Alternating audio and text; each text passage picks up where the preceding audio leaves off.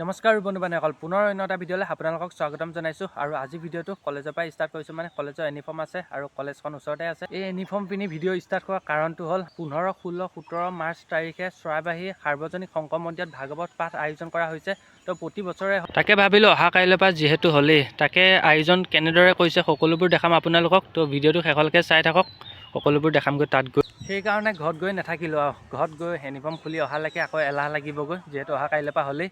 এতিয়া কলেজৰ পৰা প্ৰায় 200 মিটাৰমান দূৰত হ'ব। তো তাত গৈ আপোনালোকক ধুনীয়াকৈ দেখামগৈ। তো ভিডিঅ'টো শেষলৈকে চাই থাকক, আৰু ভিডিঅ'টো দিয়ালৈকে চাগে আৰম্ভই হৈ থাকিব।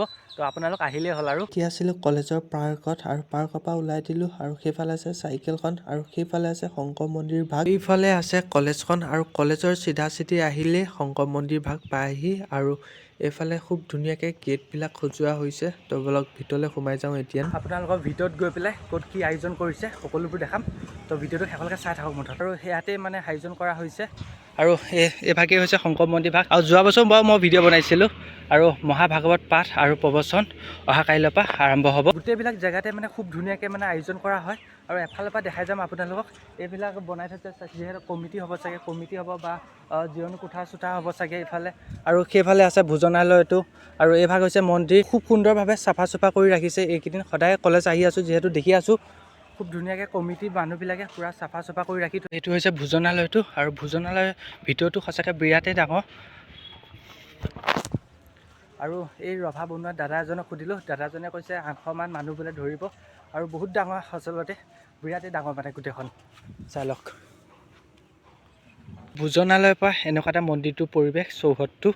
আৰু সেই চাইডেও আছে, সেই চাইডেও গৈ আপোনালোকক দেখা। ইয়াত থকা সকলোবোৰ মানুহে কিবা নহয় কিবা কামত পূৰা লাগিয়ে আছে। সেইফালে ৰভা বনোৱা মানুহে ৰভা বনাই আছে, আৰু সেইফালে চাফা কৰা মানুহে পূৰা চাফা চুফা কৰি ৰাখি আছে। আৰু এই ফিল্ডখনত অহা কাইলৈৰ পৰা 3 দিন পূৰা মানুহে ভৰ্তি হৈ থাকিব, দিনে ৰাতিয়ে পূৰা মানুহ মানে ভৰ্তি হৈ থাকিব। এতিয়া মন্দিৰটোৰ বাওঁ চাইডে আহিলোঁ, বাওঁ চাইডে আহি একেই দেখিলোঁ ধুনীয়াকৈ ৰভা চভাবিলাক বনাই আছে। যিসকল দূৰৰ পৰা ভক্তবান ৰাইজ আহিব তেওঁলোকৰ বাবে জিৰণি কোঠা বনাইছে, আৰু এইফালে এতিয়া পূৰা জিৰণি কোঠা বনাই আছে। কামবিলাক হোৱা নাই যিহেতু অহা কাইলৈ হ'ব। দাদাহঁতে কৈ দিছে আজি সন্ধিয়া সময়লৈকে উলিয়াই দিব বুলি। এইভাগে হৈছে শংকৰ মন্দিৰ, আৰু দেখাই দিছোঁ আপোনালোকৰ আগতে। এতিয়া ভকতসকলে পূৰা পাঠ পঢ়ি আছে, আৰু অহা কাইলৈৰ পৰাতো এই মন্দিৰ পূৰা মানুহে ভৰ্তি হৈ যাবগৈ। মানে গোটেই চাইডটো মানে লাইটেই হওক বা পেণ্ডেলেই হওক ধুনীয়া কৰি তুলিছে, মানে যিহেতু লাইটবিলাক জ্বলাই দিলে আৰু ভাল লাগিব। ৰাতি বিশেষকৈ বেছি ভাল লাগে, মানে পূৰা লাইট চাইটবিলাক জ্বলি থাকে যে। আৰু চাই লওক গোটেই মানে চাৰিহতটো ৰভাই দি আছে। সেইফালে কমিটি অফিচ আছে, আৰু কমিটি অফিচত গৈ সুধিমগৈ মানে কেনেদৰে 3 দিন কাৰ্যসূচী হাতত লৈছে, তেওঁলোকৰ মুখে জানিব বাৰু। মই ইমান ভালদৰে নাজানো, তো তেওঁলোকক ওচৰত গৈ সুধিমগৈ। এতিয়া আহিলোঁ শংকৰ মন্দিৰৰ কাৰ্যালয়, আৰু কাৰ্যালয়ত এই বৰ্তাহঁত আছে, আৰু বৰ্তাহঁতৰ মুখে জানিম যে এই 3 দিন কেনেদৰে কাৰ্যসূচী, মানে 3 দিন কি ৰাখিছে কাইলৈ ৰাতিপুৱাৰ পৰা। কাইলৈ ৰাতিপুৱা আমাৰ প্ৰথম উষা কীৰ্তন হ'ব। উষা কীৰ্তন প্ৰায় 4টা বজাত হ'ব। তাৰপিছত হ'ব শতকা তুলন আগত বন্তি প্ৰজ্বলন হ'ব। তাৰপিছত গংগা আনয়ন হ'ব। তাৰমানে আমাৰ গংগীতী হ'ব নহয়, তাত সোণাৰীৰ পৰা পানী আনিব। তাত মানে গংগা আনয়ন বুলি কয়। গংগাৰ পৰা পানী আনিব, আনি ইয়াত মানে তাত এখন হেৰি বনায়, কি বনাই বাৰু এখন প্ৰণামী কাৰণে এখন হেৰি বনায়। তাতে মানে কলহ চলহ দিয়ে।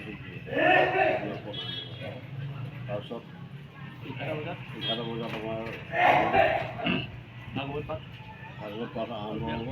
তেতিয়া মানে উন্মোচন কৰিব নিধিয়ান শইকীয়া, ইয়াতো হায়াৰ ছেকেণ্ডেৰী প্ৰাক্তন নিধিয়ান শইকীয়া, তেখেতে উন্মোচন কৰিব। জীৱন কোঁৱৰ আহিব, ৰমাদেৱী সেইবিলাকে আহিব বিভিন্ন ধৰণৰ।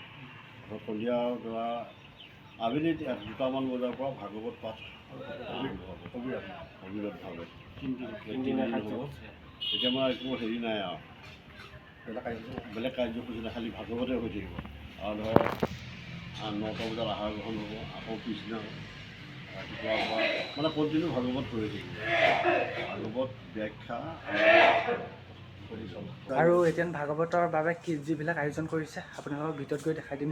আমাৰ আৰু এইবিলাক কেৰাহী আনি থৈছে,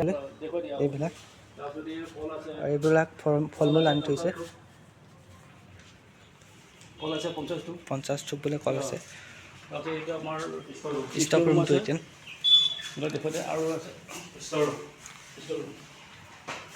এইটো হৈছে ষ্টক ৰুমটো, ইয়াতে বস্তুবিলাক থৈ দিব। এইটো হৈছে অফিচ ৰুমটো, আৰু এইবিলাক ইয়াত ষ্টক কৰি ৰাখি থৈছে। এইবিলাক ষ্টক কৰিছে।